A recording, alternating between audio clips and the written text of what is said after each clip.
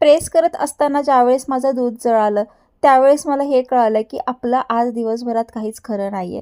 सकाळी 4 वाजता उठून अंघोळ वगैरे सगळं आम्ही तयार झालो, कारण पुढचा आमचा 250 किलोमीटरचा प्रवास आहे. तर आम्ही कुठे चाललोय, काय चाललोय ते तुम्हाला लवकरच पाहायला मिळेलच. म्हणजे देवाचे आशीर्वाद घेतला, म्हटलं जे काही ठरवलंय ते सगळं व्यवस्थित होऊ दे.